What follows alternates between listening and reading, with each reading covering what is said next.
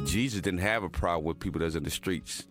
He had a problem with religious people. How can I help anybody when I was not even able to help my own son? I would never do that. And I became that in a matter of minutes when they took my pain pills away. And I said, I'm not where I want to be, but thank God I'm not what I used to be.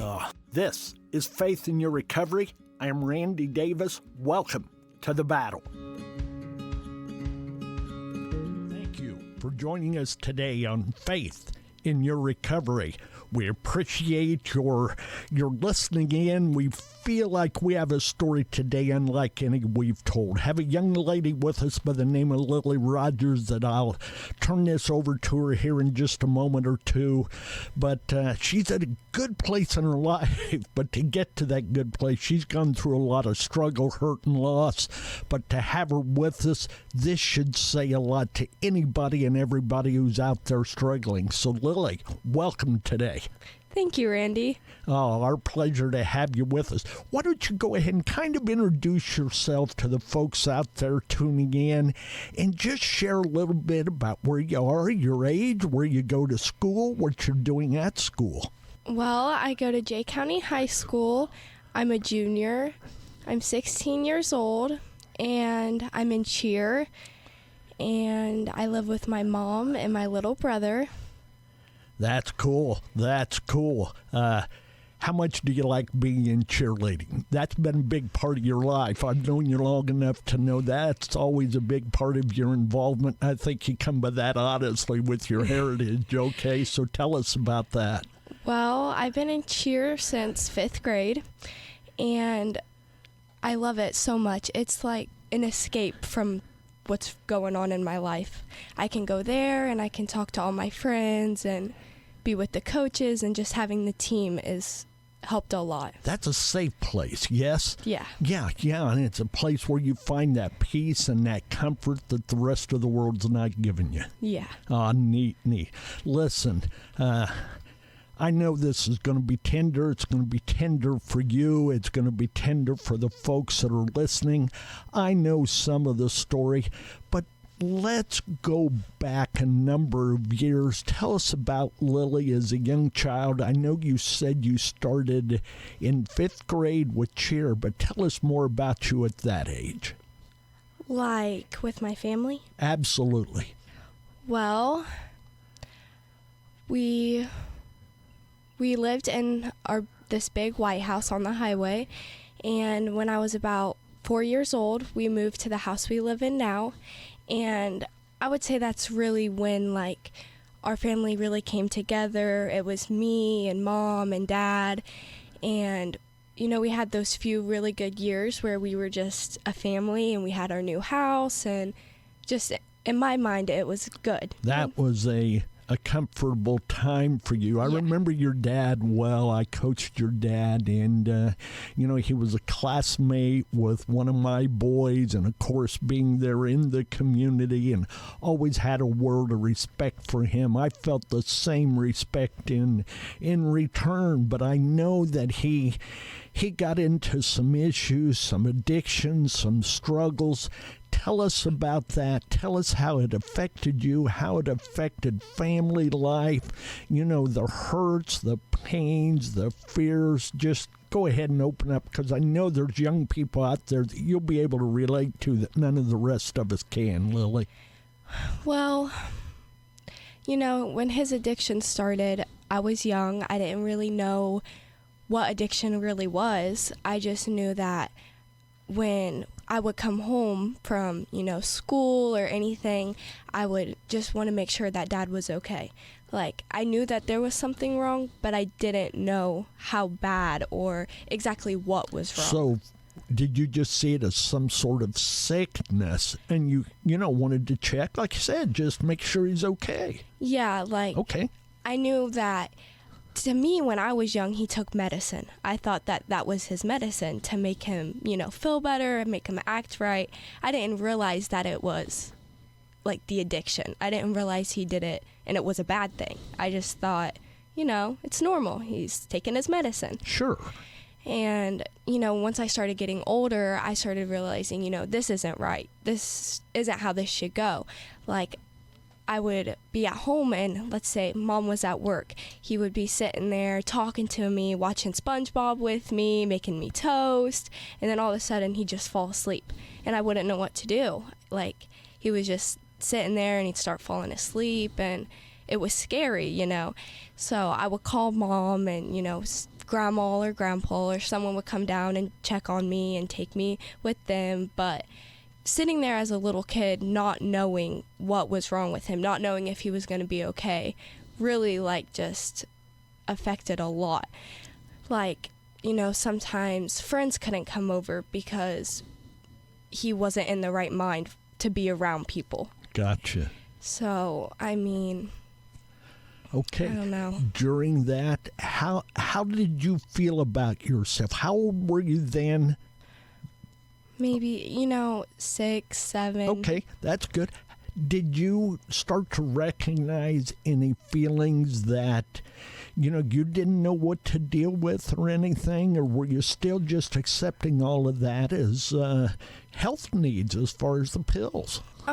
I think it kind of started once, like, I was getting to that age. I started realizing, like, mom and dad, they would fight a lot, and, you know, other than the addiction, there wasn't much to fight about. They were good people, and they were good together. But with his addiction, it just kind of pulled them apart. You know, she loved him, and you could tell that he loved her, but when the addiction was around, he just wasn't himself. Makes total sense. Yeah. And, you know, I can almost picture that factor. Okay, let's move on then a little bit in your life as you started to realize and recognize this is more than a health care need as far as this medicine's going. Dad, he was, I knew he was a good person, and I knew that he loved me, and I knew that he wanted to be there for us. But, you know, like, I started getting older, and then the anger came. And when I was young, I just thought, oh, it's my dad, you know, he's here for us, he loves us. But then I started realizing, like, this is not good, and I got angry. I couldn't understand why he couldn't just stop. I couldn't understand why, you know, if he loves us enough, he'll just stop. If he wants to be in our family and to be there for us, then he can just stop doing it. To me, it was a choice, you know, like, that or us. And I started to realize that it wasn't that easy. He couldn't just pick us over drugs because it was, in a way, a sickness. Did you at any time have a confrontation with him saying something like, hey, you know, you can stop this. You're going to have to choose between it and us. Did you have a moment or two like that, Lily? I did. It was probably around the time that Mom and Dad got a divorce. At this time, I was... How old were you? Yeah, I was 8. Okay. And, you know, he sat me down, and he was like, you know, me and your mom were going to get a divorce. And, you know, I was upset, and I just told him that I didn't understand, you know, why he couldn't stop, why there were so many problems, and he couldn't fix them. I didn't, you know. And, you know, the divorce was final and he wasn't really there anymore. There were multiple times that he had gotten arrested for just the drug use and stuff like that. And I would call him and I'd be so mad at him. And I'd tell him, I'd say, Dad, why can't you just choose us? You know, like, we miss you. We want you to be okay. Just choose us. Yeah. And yeah, that had to be a hard moment. Yeah.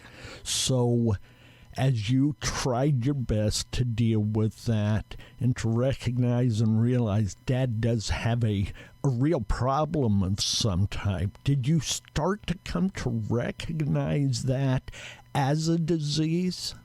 Yes, especially, I guess it just, you know, all this time I thought it was a problem, like it could get fixed. But as I've gotten older, I can now see that it wasn't just something that he could fix easily.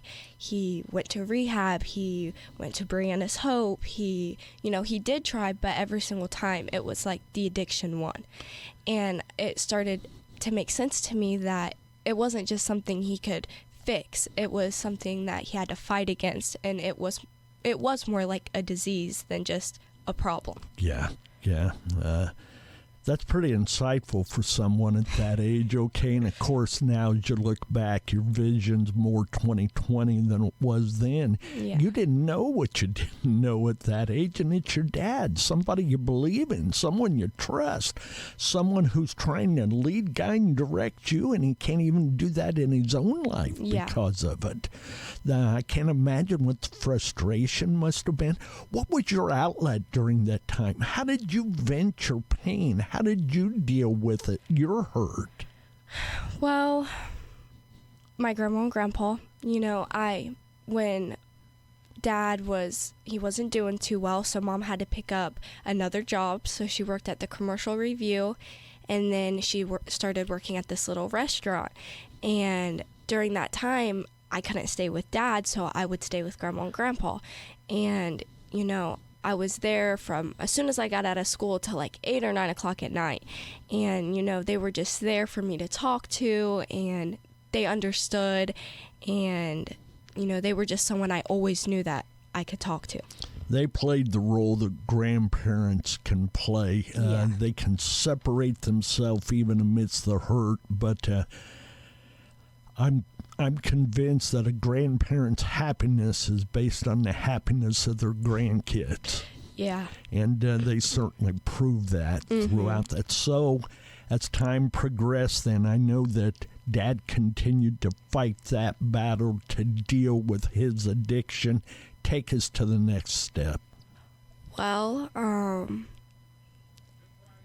I was in middle school, and he was still, in and out of his drug problems and his drug use. And it was about 8th grade year, and he had sobered up, and he had been sober for about a year. And I was really mad at him because of all the years that he wasn't there and all the years that he wasn't sober. And I probably wasn't the nicest to him. I said some things that I didn't mean. I didn't really want to be around him all that much because I was scared I was going to get hurt again, that he was going to go back. Sure. So, really towards the beginning, I didn't want to be around him unless Mom was there. I didn't want to get too close. And, once he hit like a year of being sober, we had this party for him and this cake, and it kind of hit me like maybe he's going to be okay. He's made it to a year. This is the longest he's ever been sober. I felt like I got to know the real him without the addiction.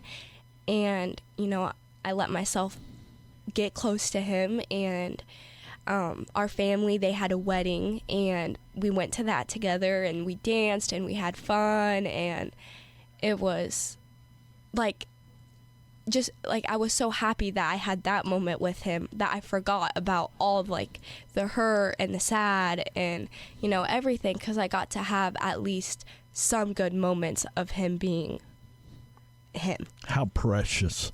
All of those pin-up feelings that sound like you kind of let go of them on the dance floor, maybe. Yeah. And he was so, he was always so goofy when I was little, and just always dancing and singing and just having a good time. And, I kind of missed, like, when they got the divorce and he was out kind of on his own. I didn't get to see that for a while. And when he got sober back up, it just really showed how really goofy and just fun that he could be and how fun he was. Everything that was inside him came out in a good way during that time. Okay, you said he was like a year clean there. You had the wedding, and that was such a wonderful time and a precious memory. Take us to your dad's passing, if you will. Well, okay. So I was in cheer, and it was my 8th grade year, so I had 8th grade night. And your parents would walk you out, and you would get gifts, and pretty much just like, hey, you completed 8th grade, like, we're proud of you. So at this point, Dad was doing good, and I asked him to come and to walk me out with Mom. And he showed up late, and when he showed up, you could just tell, he had relapsed. He was messed up. He wasn't him. And I was so angry at him, so angry. And I told him, Mom told him that he couldn't walk me out like that in front of all these people. He needed to go home. He needed to get himself together. And after it was over, I called him, and I was just so mad at him. And I was yelling, and I was screaming. And I said, I can't do this anymore. I can't let you be a part of my life if you're going to continually walk out of it, like every couple years or every couple months. Like, it was emotionally draining, and I just couldn't do it anymore. And I told him that. And, a couple weeks later, it was probably 2 weeks later, I started to feel really bad. I was like, I can't believe I said those things to him. I didn't mean it. I want to take it back. And, I texted him and I told him, I said, Dad, I love you and I want you to be okay. And, I just don't want to get hurt again. I want us to be like how we were this whole year. And he texted me back and he said that he had moved in with this girlfriend that he met at his job, that he was living there, but he wanted me to come see her. He wanted me to come meet her. He acted like he was doing well. But through that text message that he sent me back, I could still tell that he was not doing well. Okay. So that night that I texted him, I was staying the night with my friend. And me and my friend and my mom, we were all going to go get breakfast the next morning. So I wake up, I call Mom. I'm like, hey, Mom, are we going to go get breakfast? And she was like, yeah, I need to talk to your friend's mom. And I was like, okay, I'll go tell her and I'll have her call you. So I go down there and I tell her that my mom needs to talk to her. Once she gets off the phone with my mom, she comes and she takes my phone. She's like, I can't have you on your phone right now. I need it. Your mom's going to be here soon. So me and my friend were like, what's going on? We had these plans. So I go get ready and I walk downstairs and walks in my mom, and I just looked at her and I already knew something was wrong. And I was scared that it was my grandpa because I just had gotten out of the hospital for medical problems. And I said, is it Dad or is it Grandpa? And she just said, it's your dad. And I just fell apart, like my whole world just came crumbling down. It was shattered. I already knew without her saying that he had passed away that he was gone. It was like I could just feel that part of me wasn't there anymore, if that makes sense. It makes total sense. Just a sudden emptiness. Does that describe it? And I know there's a lot of feelings that follow that. You had to go, and this was an overdose death, yes? Yes. Yeah. You had to go through some feelings of anger. Why? Yeah. Why did you do this to you? Why'd you do it to me? Yeah. I was so just, at first I was hurt. There was something I didn't even know how to deal with it, I was like, this is just so much. Like, he was here for so long, and even if it wasn't the best years, he's gone now. And I had to think about how, I'm never gonna get that hug that he gives, because he gave the most amazing hugs, just hugged just so hard. And then after the hurt, I was angry. I was like, why couldn't he just stay sober? He had made it to a year. He was doing good, and we had those good times, and now it was all gone, and there was nothing he could do to even fix it because he was gone. Yeah. And yeah. You had to be feeling a sense of loss. Was that the first person close to you that had passed away, Lily? No, it wasn't. Okay. What was the relationship with the other that had passed? He was like my stepdad. It was my mom's boyfriend. Okay. And he came around like the time they got the divorce, my mom and dad. He came around and kind of just stepped up when my dad was out. And okay. We'll get into that here in a moment or two, all right? But during that, what brought you out of those darkest moments? What was your healing, your help? It was really hard there for, like a year. I was sad. I was I'd go from angry to sad, you know, crying to mom and then getting mad. And I think just having my family, you know, again with mom and grandma and grandpa, and I had my little brother. He was a year, and he just brought so much sunshine to everything. He, you know, he's only a year old. He was only a year old at the time, and he didn't know anything except being happy. He just was always laughing and playing and just. That's neat. Yeah. You know, that innocence. Okay. Yeah. Like I said, he didn't know what he didn't know, and he didn't need to know what Yeah. he didn't know at that moment. And the way it was able to lift you up and help you maintain some sort of strength, help, and promise for the future. Yeah. Okay. Let's move to the relationship that you just mentioned here. Okay. Okay. Tell us a little about that. His name was Justin, and I think the thing I remember most about him is his beard. I know that's weird, but he had this red beard, and it just kind of made him who he was. It was the thing that stood out. And the first time I ever met him, he came to the house, and I was crying because I wanted McDonald's, and I was hungry, and mom wasn't taking me to McDonald's, and I was Shame mad. on mom. I know, okay. yeah. And he got there, and he saw me crying about McDonald's, so he took me to McDonald's, and he had this black Malibu, and I thought his car was so cool, and it had tinted windows and everything, and I got in there, and we were listening to music, and he took me to get McDonald's, and... Was it just the two of you? Oh, yeah, mom was there too. Okay. And then we got back to the house, and we wanted to watch a movie, so we made this big pallet on the floor with blankets and pillows, and we all laid there and watched a movie. And then I fell asleep, and... Do you remember what the movie was? No, I do not. Okay, that's okay. I'm sure there have been a lot of them since then. Yeah. All right. Yes. Go ahead and move us kind of forward with the role that Justin played in your life and with your mom. Well, he was in the Army, and he had this huge bag. And I liked Justin, but I wasn't comfortable with him just coming, you know, like I didn't want mom to move on from dad because I felt like it was us just letting dad go, and I did not like that. So Justin, he would walk in with this huge Army bag, and I'd get so mad because it had all his clothes in it for like the whole entire week, and I'd be like, why is he here? I don't want him here. He needs to take that Army bag and leave. And I just knew that when he had the Army bag, he was staying for a while.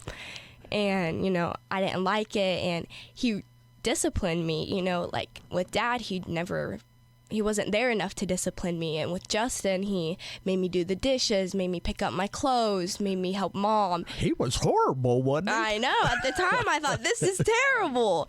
And, you know, then he, like, you know, 2 years in of me, like, you know, not liking him and making me do chores and making me respect mom, I started to like him. I was like, well, this is different. I think he's okay. And he would play with us, like me and my friends, we would play like tag or like hide and seek outside, and he would help me hide, and he would just build us campfires and build us a tent outside so we could stay outside for the night. And he was just becoming a really good guy, and I was like, this is good, you know, until he started doing drugs as well. And the first time, I think it was either his birthday or Christmas, I'm not for sure, I cannot remember which one, but me and mom were driving through town, and he was pulled over, and he was outside of the car, he had handcuffs, and he was getting arrested. And it was just all over again. We had to deal with this, with the addiction, with getting hurt. And by this time, I already loved him. It was too late to be like, oh, I still don't like him. He was like, he stepped in, he was dad when dad couldn't be there, and I called him second dad. And I was invested at this point, yes. And it was just so much seeing that he was gonna. That had to set off a lot of triggers, had to bring up a lot of memories that you'd tried to suppress and somewhat forget. And here we are again. Yeah. Yeah, so let's go on from that moment of him being arrested. I think if it wasn't Christmas, then he did get arrested on Christmas again, or, and so there was he was around us for 4 years, and we only got one Christmas with him because somehow every Christmas he was either in jail or, messed up with his drug use. And so it was just hard because he started not being there, like how Dad started not being there. And, all this time I was so mad at Dad, and I was so happy that Justin was there. And then Justin wasn't there, and I was so mad at both of them. And it was like, why can't I just have the dad figure be there and not mess it up? My whole life I just wanted a dad who was there, like how my friends had the dad who went out and played basketball with you, and, and I thought that was Justin, and he just, and the dream, the hope had been broken. Yeah. You had, with the closeness that you started to have with him, you started to gain trust in him, and all of a sudden this is all torn apart and ripped out from under you. Is that accurate? Yes. Yeah. Okay. Take us from there, will you, Lily? Yes. So, he went to Brianna's Hope, and he, actually was trying to get it together. I think it was a year that his addiction was pretty bad, and he tried getting it back together, and me and him, we wanted a baby. So we convinced Mom, we want a little kid. We want a baby around. And she was not having it. She was like, I don't want a baby. I don't want to go through this. I'm not playing. Yeah. By this time, I was 12. She's like, you're almost all grown up, and I have to start all over again. So, it took a lot of convincing. We just kept saying, Mom, we want a baby. Come on, have a kid. And she did. She got pregnant, and it was Thanksgiving. We were on our way to my aunt's house, and I said, Mom, I think you're pregnant. And she goes, No, I'm not, Lily. And I said, then stop and get a pregnancy test and prove to me that you're not pregnant. And so she did, and she was pregnant, and I just changed everything. There was going to be another human living in our house. Justin was going to be a dad to his biological son, and it felt like, maybe Justin, he's going to be okay. He's going to see that we're having that Mom's having a son, and he's going to just step up, and for a little bit he did. He started fixing things around the house. He started putting Mom's son's name's Jameson, and he started putting the room together for Jameson, and he just really stepped up. He was really getting it together, and he worked on the road, so he was kind of in and out, going different places. And there was this one night that, he had left. He was on the road, and he had to make sure that everything was done before he left. He made sure that the new lights were hanging up, that Jameson's room was put together, that, he wanted everything to be okay before he left. And he left, and that night I walked into Mom's room, and it was midnight, and she was sitting there on her bed giggling on the phone. And I said, who are you on the phone with? And she said, I'm on the phone with Justin. I said, oh my gosh, you guys are like a bunch of teenagers. I was laughing at him, and he wanted us to, I think he was in Cincinnati. He was in Ohio somewhere. Yes, Cincinnati. And he wanted us to come up. He wanted us to come there, and he wanted to take Jameson to the zoo. He wanted us to just come up there for the weekend, and, we said it was the plan. We were going to go there. It was Friday, and it was the day that we had the solar eclipse. Okay. I was in school, and at that time I played volleyball. Mom came to volleyball practice, and she said, we need to go. So we got to the car, and I said, Mom, what's wrong? And she just started crying. She couldn't even say what she needed to get out. And I said, is something wrong with Jess, which is Justin's sister. Right. And because I thought there's something wrong with Jess. And she said, no, Jess's girlfriend at the time was in the car with us. She came with Mom to pick me up. And I looked at her and I said, what is wrong? And Mom goes, sis, it's just Justin. Justin's gone. And I said, like gone to jail, gone to rehab. And she said, no, sis, he's just gone. And it just hit me, like, oh, Justin's gone. He's not here anymore. And we drove to his parents' house. His mom, Kelly, she came running out and she just hugged me. It was just something that no one expected. We thought he was doing good. He just had Jameson. He was getting everything together, and no one thought that he was going to overdose and die. Sure. We've interviewed already here on Faith in Your Recovery Justin's dad, and he's told us much of what you just said right there in the last part of what you were sharing. The shock of the way it came about. They thought things were better, and we never know, obviously, and we never know when that next use is our last use. Yeah. And for you to endure 2 losses of such magnitude, of people close, of people important to you, people you've already said you loved them both, for you to go through that, what's sustaining you today, Lily? How do you have the smile you have, the countenance you have? You should be miserable. How are you beating that?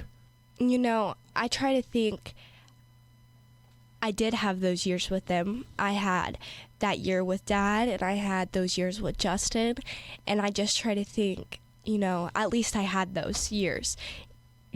I've learned that people don't stay in your life forever. They come and they're here and then they're gone. I think just realizing that has helped a lot. I go to counseling. Counseling has helped me tremendously. It's one of my favorite parts of my week is getting just to go and talk to my counselor.